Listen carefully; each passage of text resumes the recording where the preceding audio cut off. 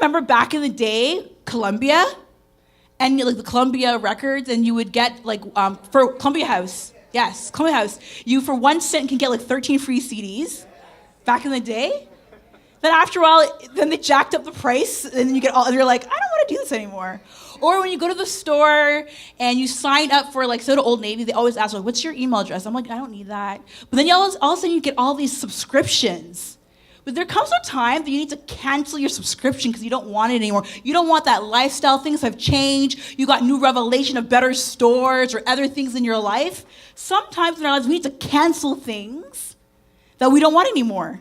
I want to talk about today about a situation that got canceled. So if you turn to Luke 7, what did I say? Luke 7. We're going to talk about when Jesus raised the widow's son. Luke 7, verse 11. My translation is going to be a little bit different than yours, but we're going to be on the same page. And it says in verse 11, soon after, Jesus went with the disciples to the village of Nain, and a large crowd followed him. A funeral procession was coming out as he approached the village gate. The young man who had died was a widow's only son. Say, only son. And a large crowd came from the village with her. When the Lord saw her, his heart overwhelmed with compassion. Say, compassion. Don't cry, he said. Then he walked over to the coffin and touched it. And the bearers stopped. Young man, he said, I tell you, get up. Then the dead boy sat up and began to talk, and Jesus gave him back to his mother. Great fear swept the crowd, and they praised God, saying, a mighty prophet has risen among us, and God has visited his people today. And the news about Jesus spread throughout Judea and surrounding countries. We have this situation here. We have two crowds following. We have a mother who just lost her son. And we have Jesus. The story right before in Luke 7 is Jesus is in Capernaum. He's healed a soldier that had a slave that was sick. And they're coming from that city, which is about 10 miles away from where they're at in Nain. And then you have the woman that had a son that died. And so all of a sudden you have two crowds coming, and they meet at the gate, it says. All of a sudden the women, you hear wailing, you hear crying, because back then the women would lead the charge when it came to a funeral procession. And they thought back then, the Jews thought, sin came through a woman of Eve. And so that means death came through a woman. So they chose that they would want a woman to lead the charge. So you have here, we have wailing, we have crying. But then you have on Jesus' side, the miraculous just happened. So they are jovial, they're laughing, they have a great opportunity. They have hope. But then you have another situation that has hopelessness. You have a place that's full of faith. But then you have someone that says, has a fear. What are we going to do? At the gate, there's an opportunity for God to do something. And so it says here, he says, soon after after Jesus went to the disciples to the village of Nain, and a large crowd followed him, and a funeral procession was coming out as he approached the village gate. The man who had died was a widow's only son, and a large crowd from the village was with her. When the Lord saw her, his heart overflowed with compassion and said, don't cry. And back then, what's crazy is Nain is a small town, about probably 300 to 500 people. And back then, the whole city would shut down. Listen, this woman already lost a husband. This is not the first time she's walking down this situation with these people. And I love the situation here is because when it says Jesus, the Lord, his heart was overflowed with compassion and said, don't cry. And my first point is, compassion is not blind or bothered. Say that with me. Compassion is not blind or bothered. A couple of weeks ago, I went to Walmart, and I purchased something, and my son Noah came with me, and I was walking out of the store, and I noticed there was a man in front of me that dropped his receipt. I was rushing to go back to the school to pick up Gabriel because he had after-school program, and I saw the receipt, and I'm like, I don't have time. But then I'm like, wait, he might need the receipt to return it. And at that moment, something rose up in me. It's like, you know what? Let me pick up the receipt and give it to him. At that moment, I could have chosen to be blind or to have compassion. How many times that we're too busy to move, too lazy, and I'm just thinking, he really could have, and sometimes those people, when you don't have your receipt, you can't return. They're like, in-store credit. You're like, no, I want my money back. I don't want no credit. I don't want no credit. And so we sometimes need to make sure we take a pause Take a moment and say, you know what, let me check my heart here. What do I need? Maybe I can help someone in this situation. And so at this moment, Jesus, when he sees her, his heart is overflowed with compassion. It says, don't cry, he said. And what I love about this is, he says, don't cry. Prophetically, he already knows what's about to happen. He saw what she was feeling at the moment. And sometimes we need to take the time in our lives. What are people going through? How about we're in a generation that we use filters? I love a good filter. Trust me, when my hair's not done, my makeup's not done, black and white's all day long. I use black and white. You can't see what's behind the hair. You can't see what's under my glasses. And too many times, we don't take the time to look what's behind the filter of people's lives. How many of you go to work, you're like, I'm just going to go to work, do my job, and just go home. Not going to talk to nobody. I'm not going to get to no drama, no messes, right? And we're missing opportunities to have compassion. People are going through some real stuff in life. And when we focus in the situation, like, I'm just going to do my job, we're missing out on opportunities. And you know what? We need to have a life not full of filters, but more mirrors. And when I say about mirrors, when you look in the mirror, you see a little bit more. You see the reflection of what's kind of going on. How many times if you took the moment to look in someone's life, you can see a little of yourself in there. There was a time when I was hurting, when you see someone struggling. There was a time that I dealt with financial issues. But too many times we take the time to judge people, or we just do not have time. We're disinterested, we're disgusted, or we just do not take our time to look into their situation. So take a moment sometimes. When you're at work, you say, you know what, I'm going to choose today to lean into someone today. They might be having a hard time. And so we see here, Jesus says, do not cry. Do not cry. And I want to make sure that I have the heart and the eyes of Christ. And I don't want to be bothered. The most annoying person is when you feel like you've poured out your heart to them and they don't see you. I remember many times I've called someone and you're thinking, and you've chosen them for a reason. So that's what's even more annoying about it. It's even more annoying. I was thinking this week that, even men need affection, not just in the bedroom. Hello. So many times we have men in our lives that are actually having hard weeks. And we take the filter, they're a working hard man, maybe they're not going through something. There's times that men need a hug too. They need affirmation. They need words saying that they can make it as well. And so taking the moment to say, you know what, I want to look at people and not look beyond them. I'm not going to choose to be blind or bothered by that. And so the other thing what I love about this story is you don't see here the women even asking Jesus to do anything. Nor do you see Jesus say, wait a minute, I got to go pray about it. How many times someone presents a situation to you, you're like, hold on a minute, let me go pray about it. And you have the money in your pocket, right? In the wallet. Or you have the time, they ask you, hey, can you help me I'm moving next week. You're like, I got to check my calendar. You know it's open, you just don't want to do it. You don't feel moved with compassion. Jesus didn't even ask her. He felt it in his heart that, you know what, she needs my help. I'm not going to pray about it. I don't need to think about it. I don't need to even worry about it. I know that I have the resources. And when God presents something in your face, you might not have the resources, but he can give you the idea to find the resources. That's how God is so faithful and good. And too many times we focus on what we have in our hand or in our possession to think that, I can't do it. It's not my situation to help. No, why don't you call two friends that might have something that can help? Go through your phone list. Nothing is impossible with God. When there's a will, there's a way. And when God is up in it and he's presented the situation, he will make it done and make it very clear for you. And what I love also, and I'm so grateful, I'm grateful that we have a God that sees our needs. And it says in Hebrews 4:15, I think I'll have it on the screen here. It says, this high priest of ours, understanding our weakness, for he faced all same testings we do, yet did not sin. We don't have a God that doesn't know what we've been through. Point number 2 that I have here is, stop doing random acts of kindness. You're like, what does that mean? Point number 2, stop doing random acts of kindness. Random acts of kindness are cool. It's cool. Who doesn't love doing like, oh, random acts of kindness? Someone needs a need and I'll take care of it. But you know what? What happens if we woke up every morning being mission-minded, looking for the opportunity for God to use us? God does not work random. You think he's like, randomly I'm just going to heal someone today. No. He's a very strategic God. He knows his capacity. He knows his resources. When you wake up mindlessly like, I'm just going to live my life, you miss a lot of opportunities.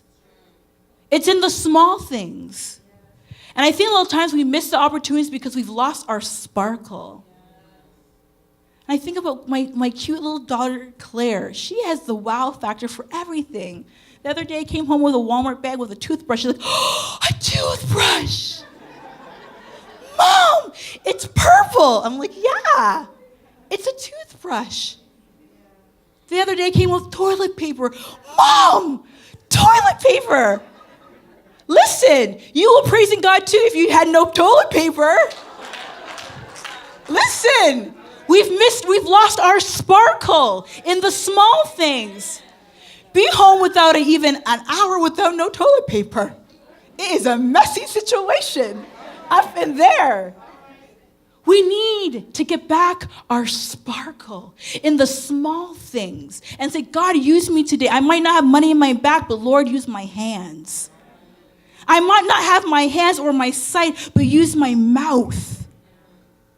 I don't know what you're missing. I don't know what you don't have, but God can still use what you have. Sometimes less is more. Listen, I heard this saying, when you have too much clothes in your closet with all the different patterns and colors, sometimes you're standing there for 30 minutes. What am I going to wear today? Have 2 pieces of black clothes, and you're like, dang, here it is. That's all I want to wear. Makes life a lot more easy when you have less options sometimes, right? Less can be more. And it says in verse 14, then he walked over to the coffin and touched it. And the bears stopped. They're like, what are you about to do? Because back then, you're not supposed to touch it. You defile if you touch the dead back then. So what is he about to do? Young man, and I'm going to go back to the young man. This is meaning like he was probably around ages 24, between 24 and 40 years old. He's not like a young kid. He's a little older man at the time. He says, young man, he said, I tell you, get up. Then the dead boy sat up and began to talk, and Jesus came to him and gave him back to his mother. Imagine the mother's astonishment. The son laying there, and all of a sudden when Jesus says, get up, he gets up and he starts talking. Listen, I can just imagine the mother now saying, call the funeral director. Stop digging. Rip up the death certificates. Call Service Ontario. Listen, we no longer have to write rest in peace, but let's proclaim raised by power, by Jesus. Man. And then she turns around and she says, this funeral is canceled. That's the power that my God has. My God has when through compassion. Listen, miracles happen when you have compassion. If we take the moment, he didn't have to go that route. He could have saw the funeral go and just go by and say, oh, there's a funeral, let me get out the way, like we all do normally. But he took the moment, you know what? I see this woman, she has a need. I love her. And you're saying, Pastor, but you know what? That's not happened for me. I've had loved ones that's passed away. What are you saying? You know what? I know that's happened. I know death is a sensitive thing, but this is, if you look back over your life, you can see where God has been compassionate. He's chosen in this manner to choose compassion to show by raising a boy to life. Maybe in your life, he showed compassion to give you a job, even though you weren't qualified for. Maybe he gave you some money when you had nothing. Maybe he provided food for you when you had nothing in your cupboards. He had compassion. Maybe when you were busted and broken after a breakup with a stupid boy, he chose to be the man in your life to love on you and woo you like never before. You've never felt that type of love before. We have a God that's compassionate. He sees your need. I don't know what your thing is. I don't know what you're going through. I don't know where you need God to move. But know that if you look back at the track record, you look at his references, you look back at his resume, he's never left you alone. Maybe he didn't resurrect something or raise something, but he's done something in your life that you can go back to. Amen. Can we praise God for that, for the things that he's done? Listen, point number 3. Salvation is no small thing. Say that with me. Salvation is no small thing. Let me just grab my water here real quick. Guys, it's hard to preach. It's nerve-wracking. Nerve-wracking. Come on. All right, point number 3. Salvation is no small thing. Let's go to Ephesians 2. Once you were dead because of your disobedience and your many sins. You used to live in sin, just like the rest of the world, obeying the devil, the commander of the powers in the unseen world. His spirit was at work in the hearts of those who refused to obey God.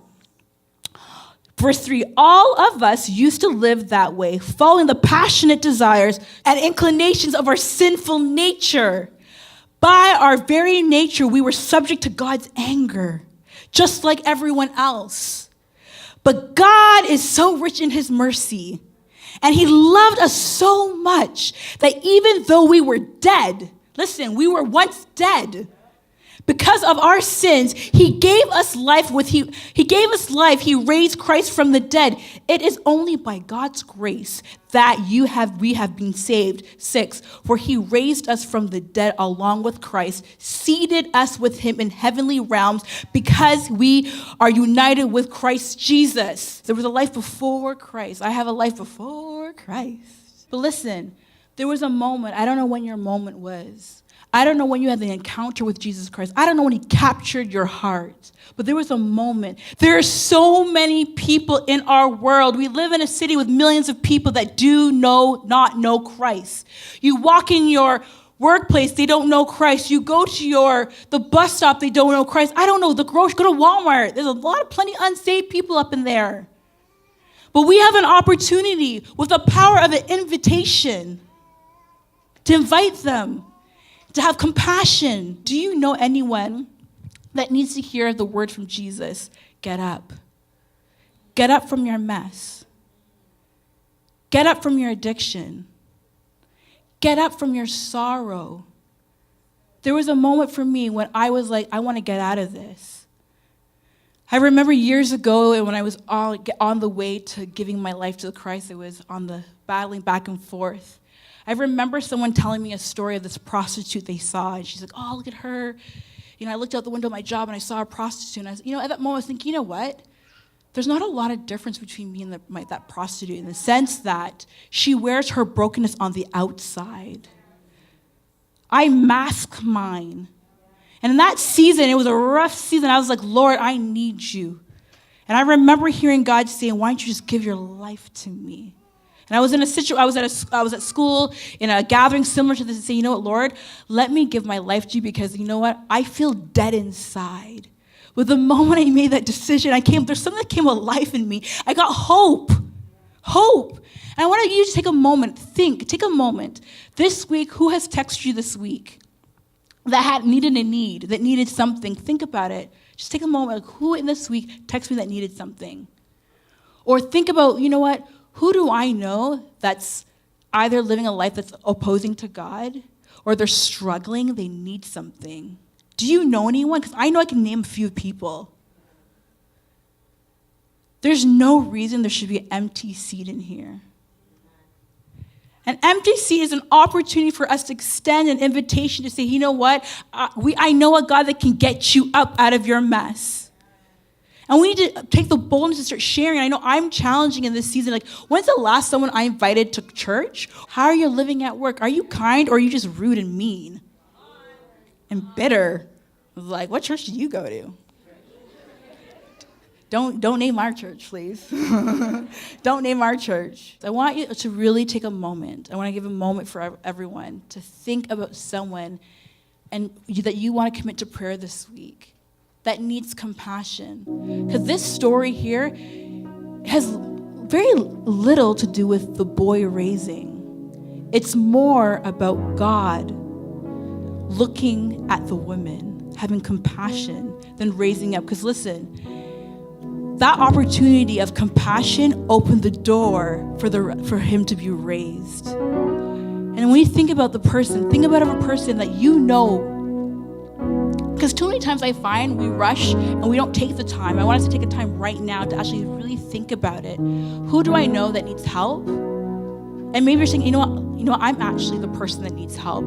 I'm actually the one struggling. I've been dealing with suicidal thoughts. I'm the one dealing with that I've been abused. I'm the one I'm dealing with whatever issues, that I need help. Take a moment, reflect.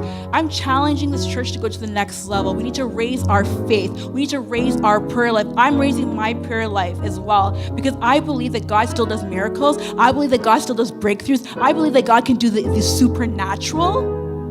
I'm not relying on my natural strength to do something. I'm really believing God to do something. So take a moment. Who in your life that you know that's struggling, that needs a lifeline, that you're going to commit this week to have compassion? Send them a text this week. You're going to send them a letter. You're going to send them an email. You're going to send them some cookies if they like sweet stuff. You're going to look. You're going to take the moment this week and say, you know what, this person, I'm committed to prayer. I've been too busy thinking about myself, thinking about all the things that I have to do, thinking about how I have no money. I've been thinking about me. The moment you stop inviting people to church, it's always about you. It's not about us. It's not about the gospel. It's not about the good news. And this time, just think about what can I do? Who can I extend that invitation to? Take a moment. This is a moment. You've been saying you're too busy. Well, this is a moment now that you're not busy. That I've captured you here at this moment to do that.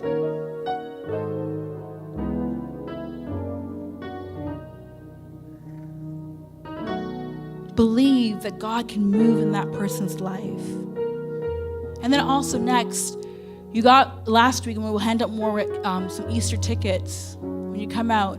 And the things that we're asking, 5 people that you know in your own life that needs Jesus or needs hope. Know that we're a hope dealer, not drug dealer, we're a hope dealer. That we have hope. And go back to, sometimes we don't reflect on the story how we met Christ. We need to think about that story more than not every couple of months or years. Think about that story, your love story with Christ. Where were you? Remember what happened before your life.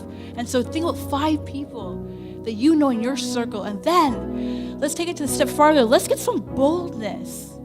Let's go to Walmart lines and say, hey, have this event, this Easter event at my church. You would probably love it. And start challenging yourself to raise the bar of your evangelism, asking people, inviting. And you're not just inviting someone to be like we're not thinking about a great party, a great church event. No. We're inviting someone to walk over from death to life. When we were first come to this world, we were literally on death row. Literally, we were waiting. The time was going to come. But one day Jesus found us. And I love in the story, he touched the coffin. He reached out to the dead thing and raised the dead thing to life.